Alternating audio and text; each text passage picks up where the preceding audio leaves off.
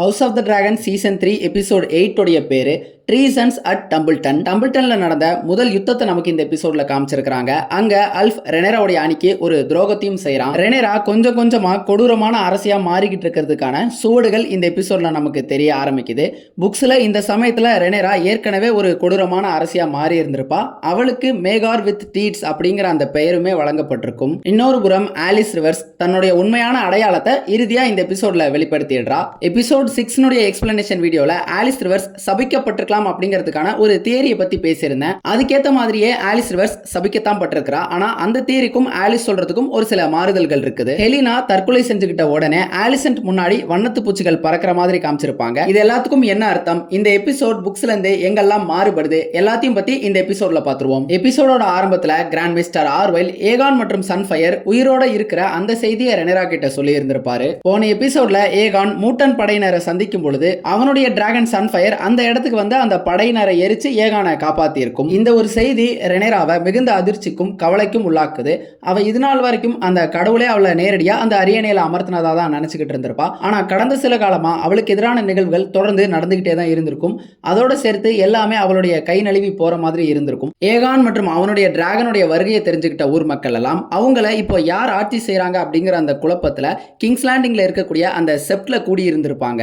ஒரு பக்கம் ஏகான் முடிசூடப்பட்டு ஹை செப்டனால அனாயிண்டும் செய்யப்பட்டிருப்பான். அதன் பிறகு அவன் டிராகனால எரிக்கப்பட்டு ரெனேரா அயன் த்ரோனை கைப்பற்றி இருந்தாலும் அவளுக்கு அந்த அனாயின்மெண்ட் அப்படிங்கிறது மறுக்கப்பட்டிருக்கும். ஆனா இப்போ ஏகான் திரும்பி இருக்கிறான். ஊர் மக்களை பொறுத்தளவுக்கு ஒரு சிலர் இதை கடவுளுடைய செயலா தான் பார்க்கிறாங்க. தனக்கு உரித்தான அரியணையை கைப்பற்றதுக்காக உண்மையான அரசன் அவனுடைய டிராகனோட உயிர் தெளிந்திருக்கிறதா அதுல சிலர் நம்பவும் செய்யறாங்க. ரெனேரா டேமனை சந்திச்சு இந்த ஒரு செய்தியை சொல்லி இருந்திருப்பா. டேமனை பொறுத்தளவுக்கு ஆரம்பத்திலிருந்தே ஒரு ஆட்சியாளரா வலிமையை வெளிப்படுத்தணும், பலத்தை வெளிப்படுத்தணும் அப்படின்னு தான் சொல்லி இருந்திருப்பான்.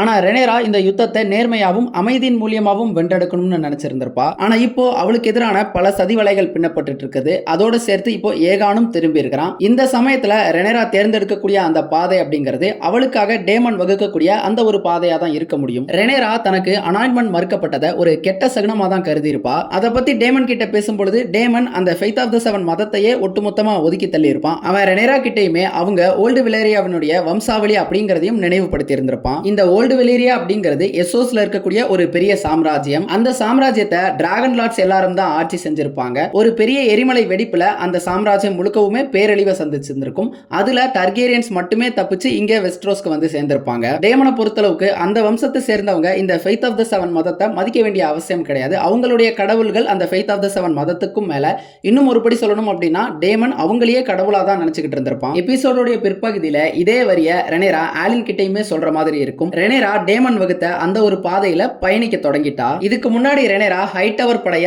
மன்னிச்சு விட்டுறலாம் அப்படிங்கிற அந்த முடிவு எடுத்திருப்பா. ஆனா இந்த முறை அவ டேமன் கிட்ட டம்பிள்டனுக்கு டேமனையே நேரடியா போக சொல்லி ஒவ்வொரு ஹைடவர் வீரனையும் கொல்ல சொல்லி உத்தரவிடுறா. டேமனும் இந்த ஒரு வேலையை சிரிச்சுக்கிட்டே ஏத்துக்கிறான். அவன் இந்த ஒரு தருணத்துக்காக தான் இவ்வளவு நாளும் காத்துக்கிட்டு இருந்தான். கோர்லிஸ் டம்பிள்டன்ல கைதா இருக்கிற செய்தியை தெரிஞ்சுக்கிட்ட பேலா அவளே அவளுடைய டிராகன்ல டம்பிள்டனுக்கு போய் அவரை மீட்டிட்டு வரதா ரெனேரா கிட்ட அனுமதி கேட்டிருந்திருப்பா. ஆனா ரெனேரா அதுக்கு ஒத்துக்கிட்டு இருந்திருக்க மாட்டா. இப்ப ஏகானும் சன்ஃபயரும் திரும்பி இருக்கிற அந்த செய்தி கிடைச்சிருக்குது. அந்த காரணத்தினால கிங்ஸ் லேண்டிங்ல நிறைய டிராகன்கள் தேவை. பேலாவும் ஆடமும் அவங்களுடைய டிராகன்கள்ல நகரத்தினுடைய பாதுகாப்புக்காக இங்கேயே இருப்பாங்க அப்படிங்கறதையுமே ரெனேரா சொல்லியிருப்பா. அது மட்டும் இல்லாம கோர்லிஸ் இப்போ கைதா இருக்கிறது அப்படிங்கிறது அவர் எடுத்த முடிவினுடைய ஒரு விளைவுதான் அப்படின்னு ரெனேரா சொல்லி இருந்திருப்பா. ஆனா பேலா இதை பார்க்கக்கூடிய பார்வை வேறு மாதிரி இருந்திருக்கும். அவளை பொறுத்தளவுக்கு ரெனேரா மனிதர்களை பயன்படுத்தக்கூடியவளா இருக்கிறா. மனிதர்கள்னால ரெனேராவுக்கு பயன் இருக்கும் பொழுது அவங்களை பயன்படுத்திட்டு அது தீர்ந்த உடனே அவங்களை புறக்கணிக்கக்கூடிய ஒருத்தி தான் ரெனேரா அப்படின்னு பேலா அவகிட்டயே சொல்லி இருந்திருப்பா. இதுல கோபமான ரெனேரா பேலாவை பார்த்து அவளுடைய ரத்தத்துல அகந்தையும் அவமதிக்கக்கூடிய தன்மையும் இருக்கிறதா சொல்லி இருந்திருப்பா.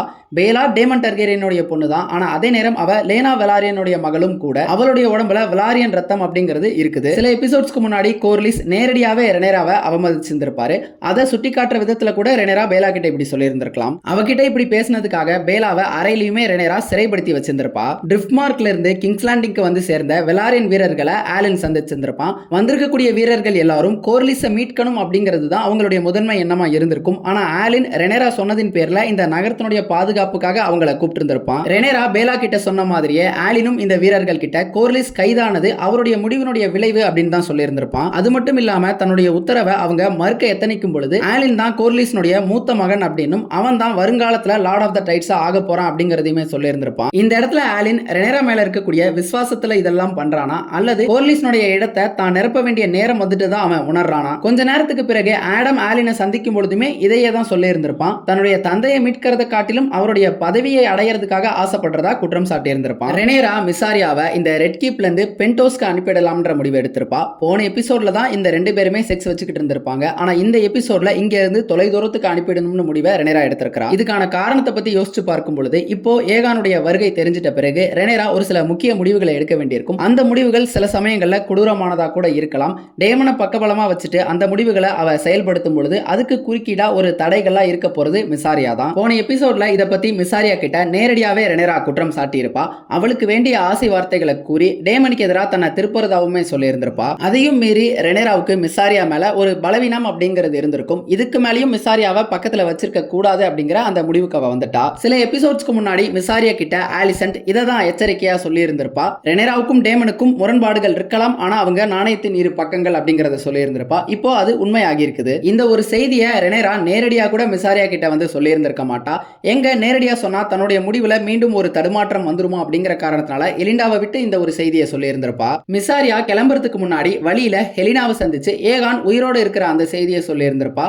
அதோடு சேர்த்து ரெனேராவை நம்ப வேண்டாம் அப்படின்னும் அவ வயிற்றுல இருக்கக்கூடிய குழந்தை இங்க ஒரு கைதியா தான் இருக்கும், அதன் பிறகு பகடையாவும் பயன்படுத்தப்படலாம் அப்படிங்கறதையுமே சொல்லி இருந்திருப்பா. பின்னால ஹெலினாவுக்கு நடக்க போற சம்பவத்துக்கு இது ஒரு முக்கியமான காரணமா இருக்கலாம். அதை பத்தி நம்ம பின்னாடி டீடைலா பேசுவோம். அதை தொடர்ந்து எபிசோடோட பிற்பகுதியில கிங்ஸ் லேண்டிங்ல இருக்கக்கூடிய அந்த கூட்ட நெரிசலை பயன்படுத்தி காவலர்கள் கிட்டே இருந்து மிசாரியா தப்பிக்கிற மாதிரியுமே காமிச்சிருந்திருப்பாங்க. ரெனேரா கிங்ஸ் லேண்டிங் செப்ட்ல பேசிக்கிட்டு இருக்கதையுமே மிசாரியா கவனிச்சிருந்திருப்பா. இதுக்கு மேல மிசாரியா ரெனேராவுக்கு ஆதரவா இருக்க மாட்டான்னு தான் நினைக்கிறேன். மேபி அவளுடைய மக்களான சில்வி கிட்டே போய் சேர்ந்துடலாம் அல்லது அவ ஹைட்டவர்ஸ் கிட்ட கூட போய் சேர்றதுக்கான வாய்ப்பும் இருக்குது. ஏன்னா சில எபிசோட்ஸ்க்கு முன்னாடி ஆலிசன்ட் மிசாரியா கிட்ட ஹெலினாவுடைய கர்ப்பத்தை மறைச்சா நேரம் வரும்பொழுது ஹைட்டவர்ஸ் அவளுக்கு சாதகமா இருப்பாங்க அப்படிங்கறதையுமே சொல்லி இருந்திருப்பா. ஹெலினா காட்ஸ்வுட்ல அழுதுகிட்டு இருக்கதை பார்த்திருப்போம். அவ ஆசைப்பட்டதெல்லாம் இந்த கிங்ஸ் லேண்டிங்ல இருந்து நீங்கி எங்கேயாவது தூர தேசத்துக்கு போய் கோழிகளை வளர்த்துக்கிட்டு அமைதியான ஒரு வாழ்க்கையை வாழணும் அப்படிங்கிறது தான். ஹெலினா கிட்ட ஒரு காவலாளி காட்ஸ்வுட்ல அவளுக்கான நேரம் முடிஞ்சிருச்சு அப்படிங்கறத சொல்லியிருப்பான்.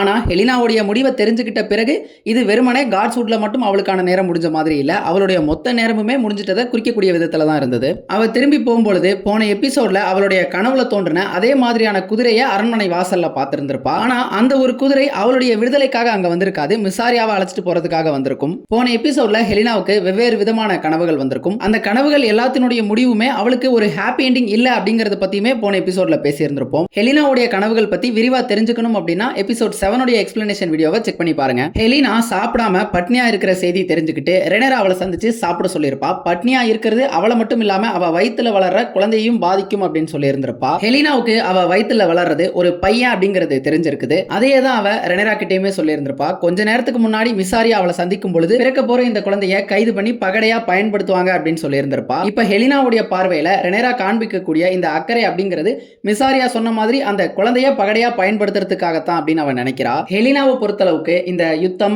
ஆட்சி, அதிகாரம் இது மட்டுமே வாழ்க்கை கிடையாது. வாழ்க்கையில இதை தாண்டி நிறைய விஷயங்கள் இருக்குது. அவ ரெனேரா கிட்ட பேசும் பொழுதுமே கிங்ஸ் லேண்டிங்ல மட்டுமே காணப்படுற ஒரு வண்டை பத்தி சொல்லி இருந்திருப்பா. அந்த வண்டு பல நிறங்களை கொண்டு இருக்கும் அப்படின்னும் அது பிற உயிரினங்களுடைய கழிவுகளை சாப்பிட்டு உயிர் வாழக்கூடியது அப்படின்னுமே சொல்லியிருப்பா. அது என்னதான் பிற உயிரினங்களுடைய கழிவுகளை சாப்பிட்டு உயிர் வாழ்ந்தாலும் அது அழகானது அப்படின்னு சொல்லி இருந்திருப்பா. ஆனா இப்ப ஹெலினாவை சுத்தி இருக்கக்கூடிய அத்தனையுமே அசிங்கமானது அப்படின்னுமே சொல்லியிருப்பா. அவளுடைய ஆட்சியை தக்க வைக்கிறதுக்காக ரெனேரா செய்யக்கூடிய செயல்கள், இந்த கிங்ஸ் லேண்டிங் நகரம், ஏன் ரெனேரா உட்பட எல்லாருமே அசிங்கமானவர்கள் அப்படின்னு சொல்லி இருந்திருப்பா. வேற வழி இல்லாம ரெனேரா காவலர்களை பயன்படுத்தி ஹெலினாவை சாப்பிட கட்டாயப்படுத்தி இருந்திருப்பா. ஒரு சின்ன நினைவூட்டல், வீடியோவை பார்த்துக்கிட்டு இருக்கீங்க அப்படின்னா லைக் அண்ட் சப்ஸ்கிரைப் பண்ணி உங்களுடைய ஆதரவு தெரிவிங்க. இந்த வீடியோக்கள் எல்லாமே நானே ரெக்கார்ட் பண்ணி நானே தான் எடிட் பண்ணிட்டு இருக்கிறேன். அதனால உங்களுடைய இந்த சின்ன ஆதரவு அப்படிங்கிறது எனக்கு அடுத்தடுத்த எபிசோட்ஸ் போடுறதுக்கு பெரிய மோட்டிவேஷனா இருக்கும். ரெனேரா தன்னுடைய அனாயின்மெண்ட்டை எதிர்பார்த்து கிங்ஸ் லேண்டிங்ல இருக்கக்கூடிய அந்த செப்டை நோக்கி கிளம்பி இருந்திருப்பா. இந்த டான்ஸ் ஆஃப் த டிராகன்ஸ் நிகழ்வுகள்ல இருந்து கிட்டத்தட்ட 25 ஆண்டுகளுக்கு பிறகு கிங் பேலார் டர்கேரியனுடைய ஆட்சியில இந்த ஒரு செப்டுக்கு கிராண்ட் செப்ட் ஆஃப் பேலார் அப்படிங்கிற அந்த பெயருமே கிடைச்சிருந்திருக்கும். கேம் ஆஃப் த்ரோன்ஸ் பார்க்காதவங்களை ஸ்பாயில் பண்ண விரும்பல, ஆனா கேம் ஆஃப் த்ரோன்ஸ் பார்த்தவங்களுக்கு இந்த செப்டுக்கு என்ன நடக்கும் அப்படிங்கிறது தெரிஞ்சிருக்கும். தெரிஞ்சிருந்தா கமெண்ட்ஸ்ல சொல்லுங்க. ரெனேரா தன் கூட ஜாஃப்ரியையும் அந்த செப்டுக்கு அழைச்சிட்டு போய்கிட்டு இருந்திருப்பா. போற வழியில ஏகானுடைய அந்த song of ice and fire prophecy பத்தியுமே அவங்க கிட்ட சொல்லிக்கிட்டு இருந்திருப்பா. இப்ப ஜாஃப்ரி தான் ரெனேராவுடைய வாரிசு. அந்த காரணத்தினால தான் இந்த செப்ட்ல கூடியிருக்கக்கூடிய கிங்ஸ் லேண்டிங் மக்களுடைய அந்த குழப்பத்தை போக்குறதுக்காக ரெனேரா தனக்கு அனாயின்மெண்ட் செஞ்சு வைக்கணும் அப்படின்னு அந்த ஹை செப்டன் கிட்ட கேட்டிருப்பா. ஆனா ரெண்டாவது முறையா அந்த ஹை செப்டன் அவளுக்கு அனாயின்மெண்ட்டை மறுத்திருப்பாரு. இவங்களுடைய இந்த மோதல் அப்படிங்கிறது தன் பக்கம் 6 டிராகன்கள் வச்சிருக்கக்கூடிய அரசிக்கும் இன்னொரு பக்கம் 7 முகம் கொண்ட கடவுள்கள் தன் பக்கம் இருக்கிறதா நம்பக்கூடிய ஹை செப்டனுக்கும் இடையிலானதுதான். சென்ற முறை தன்னுடைய அனாயின்மெண்ட்டை நிராகரிச்ச பொழுது அதை கடந்து போன ரெனேரா இந்த முறை அந்த ஹை செப்டனை கொல்றதுக்காக உத்தரவு போட்டுடுறா. ஆலின் அந்த ஹை செப்டனை கொல்றதுக்கு முன்னாடி தான் ஃபெய்த் ஆஃப் த 7 மதத்தினுடைய பிரதிநிதி அப்படின்னு அவர் சொல்லி இருந்திருப்பாரு. அந்த தருணத்துல தான் ரெனேரா டேமன் சொன்ன அதே வார்த்தைகளை ஆலின் கிட்ட சொல்லியிருப்பா. அவனும் ஓல்டு வெலேரியாவுடைய வம்சாவளி தான். அவன் இந்த மாதிரியான சிறு தெய்வங்களுக்கு பதில் சொல்ல வேண்டிய அவசியம் இல்ல அப்படின்னு சொல்லி இருந்திருப்பா. அதை தொடர்ந்து ஆலினுமே ஹை செப்டனை கொலை செஞ்சிருப்பான். இந்த ஒரு காட்சியை பார்க்கும் பொழுது ரெனேராவுக்கு புக்ஸ்ல வழங்கப்பட்டிருக்கக்கூடிய மேகார் வித் டீட்ஸ் அப்படிங்கிற அந்த பெயருக்கான ஒரு ரெஃபரன்ஸ் மாதிரி தான் தெரிஞ்சது. மேகார் டர்கேரியன் கிங் ஏகான் த கான்கரர் மற்றும் விசன்யா இவங்களுடைய மகன் தான். ரெனேராவோட இந்த ஒப்பீடு அப்படிங்கிறது வெறுமனே ரெனேரா இப்போ கொடூரமா மாறிக்கிட்டு வர்றா அப்படிங்கிற அந்த காரணத்தினால மட்டும் கிடையாது. இந்த மேகார் டர்கேரியன் நேரடியா இந்த ஃபெய்த் ஆஃப் த 7ஓட மோதல்ல இறங்கின ஒரு ஆளு. இவனுமே தனக்கு எதிராக செயல்பட்ட ஹை செப்டனை கொன்னுட்டு அந்த இடத்துல தனக்கு சாதகமான ஒரு ஆளை பதவியில அமர்த்தின ஒரு ஆளு. அதன் பிறகு ரெனேரா அங்க கூடி இருக்கக்கூடிய பொதுமக்கள் முன்னிலையில ஒரு உரையை நிகழ்த்தியிருப்பா. விசேரிஸ் ரெனேராவை வாரிசா அறிவிச்ச பொழுது அது ரகசியத்துல நடந்திருக்காது. வெஸ்ட்ரோஸ்ல இருக்கக்கூடிய நூற்றுக்கணக்கான லார்ட்ஸ் இங்க கிங்ஸ் லேண்டிங்க்கு வந்து மண்டியிட்டு ரெனேராவை அவங்களுடைய வருங்கால அரசியா ஏத்துக்கிட்டு இருந்திருப்பாங்க. ஆனா அவர் உயிரோட இருந்த வரைக்குமே ஏகான வாரிசா அறிவிச்சிருக்கவே மாட்டாரு. தன்னுடைய இறுதி தருணத்துல தன் மனதை மாத்திக்கிட்டதா ஆலிசன்ட் தான் அப்படி சொல்லி இருந்திருப்பா. ஆனா உண்மை என்னன்னு நமக்கு தெரியும். விசேரிஸ் ஏகான் த கான்கரர் பத்தியும் அவருடைய அந்த ப்ராஃபஸி பத்தியும் தான் சொல்லி இருந்திருப்பாரு. அந்த ஒரு ப்ராஃபஸிய ரெனேரா இப்போ பொதுமக்கள் மத்தியில சொல்லி இருந்திருப்பா. நார்த்ல இருந்து இந்த உலகத்தை இருள் சூழும் பொழுது அதை எதிர்த்து நிக்கிறதுக்கு டிராகன்ஸால மட்டும் தான் முடியும் அப்படின்னு ரெனேரா சொல்லியிருப்பா. ஹைட்டவர் வம்சாவளியை சார்ந்தவங்களால இதை நிறைவேற்ற முடியாது. இந்த ஒரு ஆர்டத்தை நிறைவேற்ற வந்த தீர்க்கதரிசி தான் தான் அப்படின்னு ரெனேரா சொல்லியிருப்பா. அதோட வெலீரியன் மொழியில அவ தான் the prince that was promised அப்படின்னு சொல்லியிருந்திருப்பா. இந்த வெலீரியன் ப்ராஃபஸியான பிரின்ஸ் தட் வாஸ் ப்ராமிஸ்ட்ல இருக்கக்கூடிய பிரின்ஸ் அப்படிங்கிற சொல் ஒரு இளவரசனையோ ஒரு ஆணை மட்டுமே குறிக்கக்கூடிய சொல் கிடையாது. இது பால் பேதமற்ற ஒரு சொல் தான். அதனால இந்த பிரின்ஸ் ஒரு இளவரசியும் குறிக்கக்கூடிய சொல்லா இருக்கலாம். ஹேரன் ஹால்ல ஏமண்ட் இன்னும் உயிரோட தான் இருக்கிறான். போன எபிசோட்ல அவன் குடிச்ச ஒயின்ல ஆலிசன்ட் விஷத்தை கலந்திருப்பா. ஆனாலுமே ஆலிஸ் ரிவர்ஸ் அவனை மற்றும் ஒரு முறை காப்பாத்திருக்கிறா. ஏமண்ட் அவனுடைய உறவினர்களையும் ரத்த சொந்தங்களையுமே கொலை செஞ்ச காரணத்தினால அவனுக்கு கின் ஸ்லேயர் அப்படிங்கிற பட்டம் கிடைச்சிருக்கும். கின் அப்படின்னா உறவினர் அப்படின்னு பொருள். அவனுடைய இந்த பாவச் செயலுக்கு இப்போ தனிமையில சபிக்கப்பட்டிருக்கதா அவன் நம்பிக்கிட்டு இருக்கிறான். அந்த தருணத்துல தான் ஆலிஸ் அவளுடைய தனிமை பத்தியும் அவ உண்மையிலேயே யார் அப்படிங்கறத பத்தியும் சொல்லி இருந்திருப்பா. ஆலிஸ் ரிவர்ஸ் இந்த ஹேரன் ஹால் கோட்டையை கட்டின ஹேரன் த பிளாக்னுடைய மனைவியா தான் இருக்கணும். ஏகான் த கான்கரர் இந்த ஹேரன் ஹால் கோட்டையை எரிச்ச பிறகு ஹேரனும் சரி அவனுடைய மகன்களும் சரி அந்த சம்பவத்திலேயே இறந்து போயிருந்திருப்பாங்க. ஆனா ஹேரனுடைய ஒரு மகன் மட்டும் தப்பி பிழைச்சிட்டதா சொல்லப்படுது. அந்த மகன் தான் ஆலிஸ்க்கும் ஹேரனுக்கும் பிறந்த குழந்தை. உயிருக்கு போராடிட்டு இருக்கக்கூடிய தன்னுடைய மகனை காப்பாத்துறதுக்காக ஆலிஸ் பல முயற்சிகளை மேற்கொண்டிருக்கா. வெஸ்ட்ரோஸ்ல இருக்கக்கூடிய பல மேஸ்டர்ஸ்னுடைய உதவியை நாடி இருக்கா. அது கை கொடுக்காத போது ஒரு சில டார்க் மேஜிக்கையும் கையில் எடுத்திருக்கிறா. ஆனா இது எதுவுமே பயனளிக்காம அந்த பையன் இறந்து போயிடுறான். அதை தொடர்ந்து ஆலிஸும் தற்கொலை செய்ய முயற்சிக்கும் பொழுதுதான் அவளுக்கு மரணம் இல்லை அப்படிங்கறதே தெரிய வந்திருக்குது. அதன் பிறகு ஹேரன் ஹாலுக்கு யாரெல்லாம் லார்ட் ஆவாங்களோ அவங்களுக்கெல்லாம் சேவை செய்யணும் அப்படிங்கிறது தான் ஆலிஸ்க்கு கிடைச்சிருக்கக்கூடிய சாபம். எபிசோட் 6 எக்ஸ்பிளனேஷன் வீடியோல ஆலிஸ் சபிக்கப்பட்டிருக்கலாம் அப்படிங்கிறதுக்கான ஒரு தியரியை பத்தி பேசியிருந்தேன். அந்த தியரி டிராகன் முட்டைகள் சம்பந்தப்பட்டது. ஆனா இப்போ அவ சொல்லக்கூடிய இந்த கதை ஆலிஸ் பத்தின வித்தியாசமான புரிதலை உண்டாக்குது. ஏகான் த கான்கரர் ஹேரன் ஹாலை எரிச்ச சம்பவம் இவங்க இருக்கக்கூடிய இந்த காலகட்டத்தில இருந்து கிட்டத்தட்ட 100 ஆண்டுகளுக்கு முன்னாடி நடந்தது. அப்படி பார்க்கும் பொழுது ஆலிஸ் 100 ஆண்டுகளா உயிரோட இருந்திருக்கிறா. தன்னுடைய மகனை இழந்த ஆலிஸ் சில எபிசோட்ஸ்க்கு முன்னாடி ஏமண்ட் கூட சேர்ந்து இன்னொரு மகனை பெத்துக்கலாம் அப்படிங்கறத சொல்லி இருந்திருப்பா. ஆலிஸ் ஏமண்டை வச்சு செய்யக்கூடிய வேலைகள் எல்லாமே அவளுடைய சாபத்திலிருந்து விமோச்சனம் கிடைக்கிறதுக்கு உண்டான செயல்கள் மாதிரி தான் தெரியுது. ஆனா இதுல நமக்கு தெரியாத விஷயம் என்ன அப்படின்னா இதை செய்யறதுக்கு அவ எதுக்காக ஏமண்டை தேர்ந்தெடுத்தா அப்படிங்கிறது தான். அதன் பிறகு ஏமண்ட் ஏகானை சந்திச்சிருப்பான். ஏகான் இங்க வரும்பொழுது அவனுடைய சகோதரன் அவன்கிட்ட சண்டையிடுவான், அவனை எதிர்ப்பான் அப்படிங்கிற அந்த எதிர்பார்ப்போட தான் இங்க வந்திருப்பான். ஆனா அதுக்கு நேர்மாறா ஏமண்ட் அவன் முன்னாடி மண்டிட்டு அவங்கிட்ட மன்னிப்பு தான் கோரியிருப்பான். ஏகான் பழி வாங்கணும் அப்படிங்கிற உணர்ச்சியோட இங்க வந்திருப்பான். ஆனா எதிர்க்காத ஒருத்தனை கொல்லணும் அப்படின்னு நினைக்கும் பொழுது அது அவனுக்கு திருப்தி அளிச்சிருக்காது. ஏகானுக்கு டம்பிள்டன்ல டேரான் அரசனா அறிவிக்கப்பட்டிருக்க அந்த செய்தி தெரிய வந்திருக்கும். அதனால ஏமண்ட கொல்றதுக்கு பதிலா அவனை அழைச்சுக்கிட்டு டம்பிள்டனுக்கு போகலாம் அப்படிங்கிற ஒரு திட்டத்தை முன் வச்சிருப்பான். ஏகானுடைய திட்டம் என்ன அப்படின்னா, அவனும் ஏமண்டும் நேரா டம்பிள்டனுக்கு போகணும். அங்க டேரானையும் ஆர்மண்டையும் வலிக்கு கொண்டு வந்த பிறகு அவனுடைய தலைமையில அந்த பெரிய படையோட கிங்ஸ் லேண்டிங்க்கு போகணும். கிங்ஸ் லேண்டிங்ல ரெனேராவை வீழ்த்தி அந்த அயன் த்ரோனை அவன் மீண்டும் கைப்பற்றின பிறகு ஒருவேளை ஏமண்டா மன்னிக்கலாமா வேண்டாமா அப்படிங்கறத பத்தி பரிசீலனை பண்றதா சொல்லி இருந்திருப்பான். ஆனா இதுல இருக்கக்கூடிய ஒரு பிரச்சனை என்ன அப்படின்னா, இன்னும் வேகார இவங்க கண்டுபிடிக்கல. ஏமண்ட் வேகார கண்டுபிடிச்சு அதன் பிறகு ஏகான் சொல்லக்கூடிய இந்த திட்டத்தை செயல்படுத்துவானா அப்படிங்கறத பொறுத்திருந்து பார்ப்போம். டம்பிள்டன்ல அந்த நகரத்தினுடைய பாதுகாப்புக்கு உண்டான வேலைகள் தீவிரமா நடந்துகிட்டு இருந்திருக்கும். டேரான் அரசன் ஆகிறதுக்கு முன்னாடி அவன் ஒரு நைட் ஆகணும் அப்படின்னு ஆர்மண்ட் ஹைட்டவர் அவனை நைட் பண்ணி இருந்திருப்பான். ஆர்மண்ட் ஹைட்டவருடைய அந்த ஆர்மர்ல பாத்தீங்க அப்படின்னா அந்த ஃபெய்த் ஆஃப் தி செவன் கடவுள்கள் பொறிக்கப்பட்டிருக்கும். ஆர்மண்ட் ஹைட்டவர் டேரானை நைட் பண்ண பிறகு அவனுக்கு சர் டேரான் த டேரிங் அப்படிங்கிற அந்த அடைமொழியையும் வழங்கியிருப்பான். புக்ல டேரான் இந்த டம்பிள்டன் யுத்தத்துக்கு முன்னாடி நைட் ஆகியிருக்க மாட்டான். அவன் இதுக்கு முன்னாடியே பேட்டில் ஆஃப் ஹனிவைன் அப்படிங்கிற அந்த ஒரு யுத்தத்தின் வெற்றிக்கு பின்னாடியே நைட் ஆகி இருந்திருப்பான். இந்த ஹைட்டவர் படை டம்பிள்டனை வந்து சேர்றதுக்கு முன்னாடி சின்ன சின்ன யுத்தங்கள்ல ஈடுபட்டிருப்பாங்க. அதுல இந்த பேட்டில் ஆஃப் ஹனிவைன் ஒரு முக்கியமான பேட்டில். இந்த ஹனிவைன் அப்படிங்கிறது ரீச்ல ஹனிஹோல்டுக்கு பக்கத்துல இருக்கக்கூடிய ஒரு ஆறு தான். அந்த ஒரு யுத்தம் ரெனேராவுடைய அணிக்கு தான் சாதகமா இருந்திருக்கும். கிரீன்ஸ் ஆர்மி தோல்வியை சந்திக்கிற நிலையில தான் இருந்திருப்பாங்க. ஆனா இறுதி நேரத்துல டேரானும் அவனுடைய டிராகன் டெஸ்ஸாரியான்ல வந்து அந்த யுத்தத்தின் போக்க மாத்தி ஹைட்டவர்ஸ்க்கு வெற்றியை ஈட்டி தந்திருப்பான். அந்த ஒரு காரணத்தினால தான் அந்த யுத்தத்துக்கு பிறகு டேரானை நைட் பண்ணிட்டு அவனுக்கு டேரான் த டேரிங் அப்படிங்கிற அந்த பெயருமே வழங்கப்பட்டிருக்கும். போன எபிசோட்ல அல்ஃப் ஆர்மண்டோடைய அணிக்கு மாறினதை பார்த்திருப்போம். அவன் இப்போ டம்பிள்டன்ல தான் இருக்கிறான். அங்க இருக்கக்கூடிய ஒரு மது விடுதியில குடிச்சிட்டு திமிரா பேசிக்கிட்டு இருந்திருப்பான். அதனுடைய தொடர்ச்சியா முழுமையா குடிச்சிட்டு இந்த யுத்தத்திலையும் தாமதமா தான் அவன் பங்கு பெற்றிருப்பான். டேமன் அவனுடைய டிராகன் கெராக்சிஸ்ல டம்பிள்டனுக்கு வந்து சேர்ந்திருப்பான். டிராகன்களை எதிர்க்கிறதுக்காக டம்பிள்டனுடைய கோட்டை மதில்கள்ல சின்ன சின்ன குழந்தைகளை நிக்க வச்சிருப்பாங்க. அவங்கள டிராகனுடைய நெருப்புக்கு ஒரு கேடயமா பயன்படுத்துறது தான் ஆர்மண்டோடைய திட்டம். டேரான் அவனுடைய டிராகன்ல இந்த யுத்தத்துல கலந்துக்கணும் அப்படிங்கிற முடிவு எடுத்திருப்பான். அவனுடைய வாதம் ரொம்ப எளிமையானது தான். இந்த யுத்தமே அவனுக்காக தான் நடக்குது. இந்த சின்ன சின்ன குழந்தைகள் இங்க நிற்க வைக்கப்பட்டிருக்க காரணம் கூட அவனுக்காக தான். ஆனா குவைன் இதுக்கு ஒத்துக்கல. குவைனை பொறுத்த அளவுக்கு டேரான் இந்த சண்டையில கலந்துக்கிட்டான் அப்படின்னா அவனுடைய மரணம் அப்படிங்கிறது நிச்சயம் தான். ஆனா டேரானுக்கு வேற வாய்ப்புகள் கிடையாது. ஒன்னு அவன் சண்டையில கலந்துக்கணும், இல்ல அப்படின்னா அந்த இடத்துல இருந்து ஓடி போயிடணும். அந்த சமயத்துல தான் குவைன் மூணாவதா ஒரு வாய்ப்பை யோசிச்சு கோர்லிஸை பயன்படுத்தி டேமன் கிட்ட ஒரு அமைதி பேச்சுவார்த்தைக்கு போகலாம்ங்கிற முடிவு எடுத்திருப்பான். குவைன் முன்வைக்கக்கூடிய உடன்படிக்கை என்ன அப்படின்னா, இந்த வெஸ்ட்ரோஸ்ல இருக்கக்கூடிய இந்த ஆட்சியை ரெண்டா வகுத்து பெரும்பாலான இடங்களை ரெனேரா ஆட்சி செஞ்சுக்கலாம். ஆனா ஓல்ட் டவுனை டேரான் அரசனா இருந்து ஆட்சி செய்வான் அப்படிங்கிறது தான். கோர்லிஸும் இந்த ஒரு உடன்படிக்கைக்கு ஆதரவு தெரிவிச்சிருந்திருப்பாரு.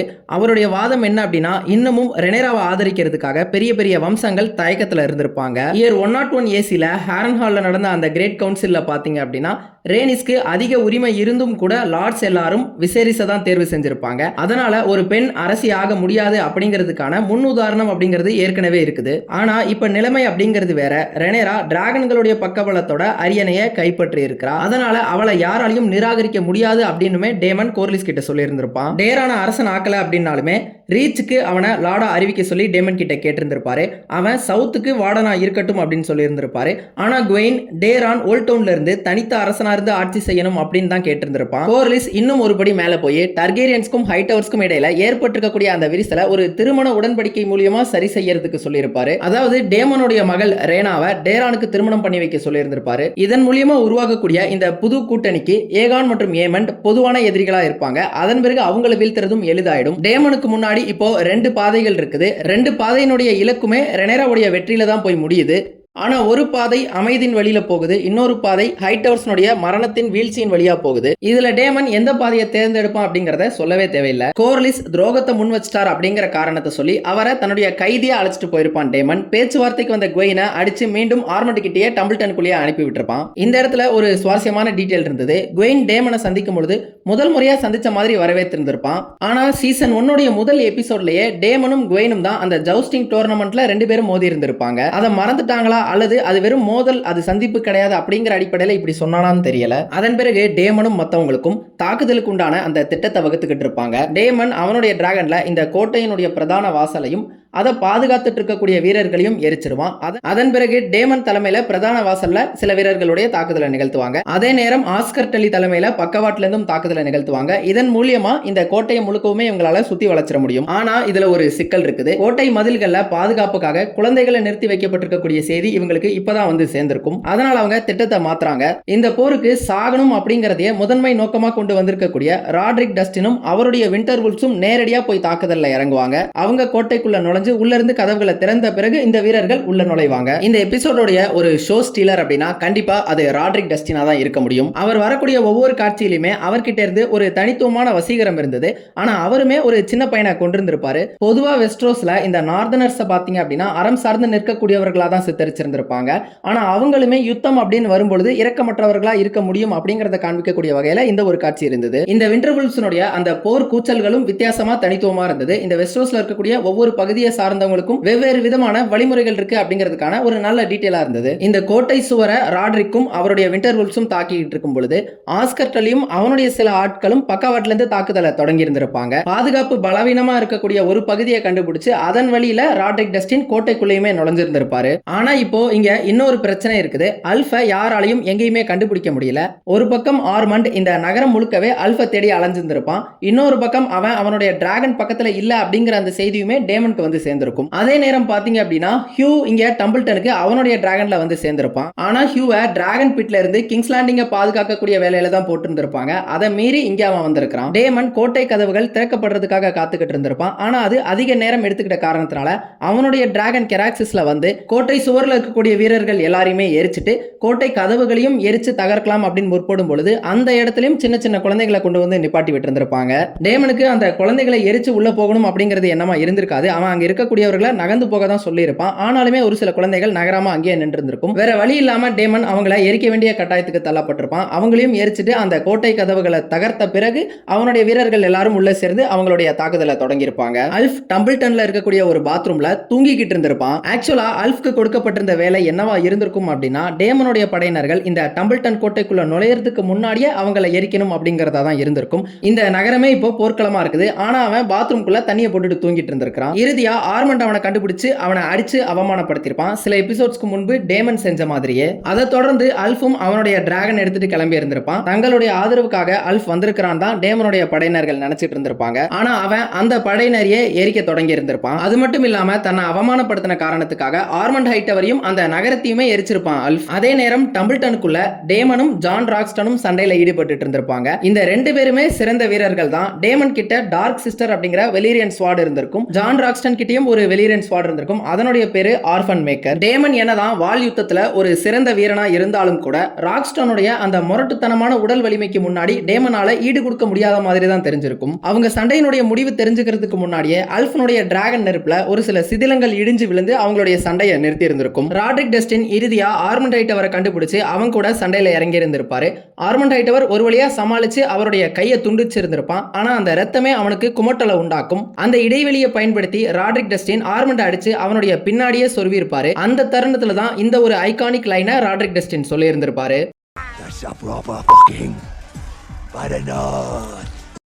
இறுதியா அந்த ரெண்டு பேருமே அல்ஃபனுடைய டிராகன் நெருப்புக்கு இரையாகி இருப்பாங்க. ராட்ரிக் டஸ்டின் அந்த ஒரு மரணத்தை ஒரு முழு மகிழ்ச்சியோட தான் ஏத்துக்கிட்டு இருந்திருப்பாரு. இந்த சீசன் முழுக்கவுமே ஆர்மண்ட் ஹைட்டவர் டிராகன்களை எப்படி வெறுக்கக்கூடியவனா இருக்கிறான் அப்படிங்கறத நம்ம பார்த்திருப்போம். இப்போ அதே டிராகன் ஃபயர்னால அவன் இறந்து போறது அப்படிங்கிறது ஒரு பெரிய முரண்பாடு தான். டேமன் மயக்கம் தெளிஞ்ச உடனே இந்த யுத்தத்தினுடைய விளைவுகளை பார்த்திருந்திருப்பான். உடல் எரிக்கப்பட்ட பெண்கள், இறந்து போன குழந்தைகள், இவங்க எல்லாத்தையுமே டேமன் பார்த்திருந்திருப்பான். அதை பார்க்கும் பொழுது மனதளவுல அவனுமே பாதிக்கப்படுற மாதிரி தான் தெரிஞ்சிருக்கும். இறுதியா கோர்லிஸ் டேமனை கண்டுபிடிச்சு அல்ஃப் துரோகம் செஞ்சுட்டு அந்த செய்தியை சொல்லிட்டு இங்க இருந்து அவனை கூட்டிட்டு போயிருந்திருப்பாரு. அல்ஃப் அந்த இடத்துல இருந்து தப்பிச்சு போயிருந்திருப்பான். அவனை பின்தொடர்ந்து டேமனுடைய கெராக்சிஸ் டிராகன் துரத்தி போய் எரிக்கிற மாதிரி தான் காமிச்சிருப்பாங்க. ஆனா கெராக்சிஸ்ல டேமன் இருக்க மாதிரி தெரிஞ்சிருக்காது. இந்த விளைவுகளுடைய தொடர்ச்சியா ஜான் ராக்ஸ்டன் ஆர்மண்ட் ஹைட்டவர் இறந்து கிடக்கிறத வந்து பார்த்திருந்திருப்பான். ஹியூவுமே இறந்து போன தன்னுடைய மனைவியை கண்டுபிடிச்சிட்டு இருந்திருப்பான். அவளை காப்பாத்துறதுக்காக தான் உத்தரவை மீறி இங்க வந்திருப்பான். ஆனாலுமே அவ இறந்திருக்கிறா. இந்த யுத்தத்துல குவெயின் தப்பிச்சிட்ட மாதிரி தான் காமிச்சிருக்காங்க. ஆனா டேரானுக்கு என்ன நடந்துச்சு அப்படிங்கிறது தெரியல. நம்ம கடைசி கடைசியா அவனை பார்க்கும்பொழுது டிராகன் ஃபயர்ல இருந்து தப்பிக்கிறதுக்காக அவன் ஓடி இருந்திருப்பான். அதே நேரம் கிங்ஸ் லேண்டிங்ல ஹெலினா தற்கொலை செஞ்சுக்கிறா. கிட்டத்தட்ட அதே தருணத்துல வேறெங்கோ இருக்கக்கூடிய ஆலிசன்ட் முன்னாடி வண்ணத்து பூச்சிகள் மலர்ந்து பறக்கிற மாதிரியும் தெரிஞ்சிருக்கும். இந்த சீசன் ஆரம்பத்துல ஹெலினா கம்பளி பூச்சிகள் பத்தி பேசி இருந்திருப்பா. கம்பளி பூச்சிகளுக்கான பருவம் இது இல்லை அப்படின்னு சொல்லி இருந்திருப்பா. இப்ப அதை யோசிச்சு பார்க்கும் பொழுது சிறைப்பட்டிருந்த கம்பளி பூச்சி ஹெலினா தான். அவ இறந்து வண்ணத்து பூச்சியா மாறி தனக்கு தேவையான விடுதலையை அடைஞ்சிட்டதுக்கான ஒரு உருவகமா இதை எடுத்துக்கலாம். இந்த இடத்துல இன்னொரு ஒரு சுவாரஸ்யமான டீடைல் இருக்குது.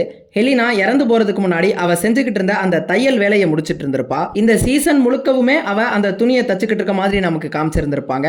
இப்ப யோசிச்சு பார்த்தா அவ இந்த சீசன் முழுக்க அதை நோக்கி தான் வேலை செஞ்சுட்டு இருந்திருக்கிறா. அந்த ஒரு வேலையை முடிச்ச பிறகு அவ இறந்தும் போயிடுறா. அந்த துணியில வெவ்வேறு விதமான காட்சிகள் தைக்கப்பட்டிருக்கும். ஒரு பக்கம் பாத்தீங்க அப்படின்னா ஹெலினா மேலிருந்து கீழே விழுகிற மாதிரி தெரிஞ்சிருக்கும். இப்போ அதுவுமே உண்மையாகி இருக்குது. அதனால இந்த எம்ப்ராய்டரியில இருக்கக்கூடிய எல்லாமே உண்மையா வருவதற்கான வாய்ப்பு தான் இருக்குது. இன்னொரு பக்கம் பாத்தீங்க அப்படின்னா ஒரு பச்சை நிற டிராகனுடைய கால் துண்டிக்கப்பட்டிருக்க மாதிரி தெரிஞ்சிருக்கும். இந்த டிராகன் ட்ரீம் ஃபயரை குறிக்கக்கூடியதா இருக்கலாம். அந்த அரியணைக்கு பின்னாடி ஒரு பக்கம் வெள்ளை நேரத்திலையும் இன்னொரு பக்கம் கருப்பு நேரத்திலையும் 2 கைகள் இருக்க மாதிரி தெரிஞ்சிருக்கும். மத்தியில ரெனேரா கைகள்ல வாள் ஏந்தினதோட ரத்த களரியில அந்த அயன் த்ரோன்ல அமர்ந்திருக்க மாதிரியும் தெரிஞ்சிருக்கும். புக்லையும் ஹெலினா தற்கொலை தான் செஞ்சுப்பா. ஆனா இந்த சமயத்துல அவ கர்ப்பமா இருந்திருக்க மாட்டா. அவளுக்கு ஏற்கனவே 3ஆவதா மேலார் டார்கெரியன் அப்படிங்கிற ஒரு மகன் பிறந்திருந்திருப்பான். அந்த மேலார் டார்கெரியனை ஓல்ட் டவுனுக்கு அழைச்சிட்டு போறதுக்கான ஒரு முயற்சியும் நடந்திருக்கும். அந்த முயற்சியின் போதுதான் மேலார் டார்கெரியன் கொல்லவும் பட்டிருப்பான். அவன் இறந்து போன செய்தியை தெரிஞ்சுக்கிற ஹெலினா தற்கொலை செஞ்சுக்கிற மாதிரி புக்ல காமிச்சிருப்பாங்க. புக்ல ஹெலினாவுடைய தற்கொலைக்கு வெளிப்படையா புறவயமான ஒரு காரணம் இருந்திருக்கும். ஆனா ஷோல அவளுடைய தற்கொலைக்கு அகவயமான காரணத்தை தான் சுட்டி காட்டி இருக்காங்க. எப்படி யோசிச்சு பார்த்தாலும் ஹெலினாவுக்கு நடந்திருக்கிறது ஒரு துயரமான முடிவு தான். இறுதியா அந்த அறையினுடைய ஜன்னலை ரெனேரா சாத்துறதோட இந்த ஒரு எபிசோடும் இந்த சீசனும் முடிவுக்கு வந்திருக்கும். இதன் பிறகு என்னெல்லாம் நடக்கும் அப்படிங்கறத நாம அடுத்த சீசன்ல பார்த்து தெரிஞ்சுப்போம். இதுவரைக்கும் தொடர்ந்து ஆதரவு கொடுத்த எல்லோருக்குமே நன்றி. Thank you all.